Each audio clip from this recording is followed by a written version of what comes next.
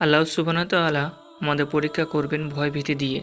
কখনো কি এমন হয়েছে যে আপনি বাসে করে কোথাও যাচ্ছেন এবং সেই বাসটা হঠাৎ করে দুর্ঘটনার কবলে পড়ল?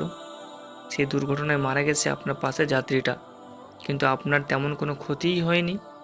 হয়েছে এরকম? দূরের যাত্রা বিরক্তি কাটাতে একটু আগেও দুজনে পাশাপাশি দিব্যি খোশগল্প করছিলেন, কিন্তু কয়েক মিনিটের ব্যবধানেই আপনার পাশে সেই সহযাত্রী এখন মৃত, আর আপনি জীবিত রয়ে গেলেন। এই দুর্ঘটনায় কিন্তু আপনার মৃত্যু হতে পারত। পাশের সহযাত্রীর মতো আপনিও কিন্তু লাশে পরিণত হতে পারতেন। আপনার নামের পাশে আহত শব্দের বদলে স্বভাবিত নিহত শব্দটি। কিন্তু আল্লাহ সুবহানাহু ওয়া তাআলা আপনাকে বাঁচিয়ে নিয়েছেন।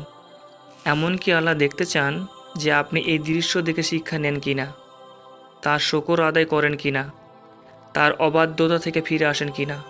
তিনি দেখতে চান এই মৃত্যুর দৃশ্যটা আপনার হৃদয়ে কতটা প্রভাব ফেলে, আপনার বোধোদয় ঘটে কিনা।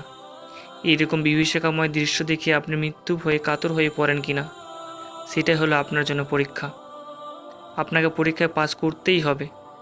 যদি পরীক্ষায় পাস না করতে পারেন, তাহলে ইহকাল আপনার ধ্বংস হয়ে যাবে।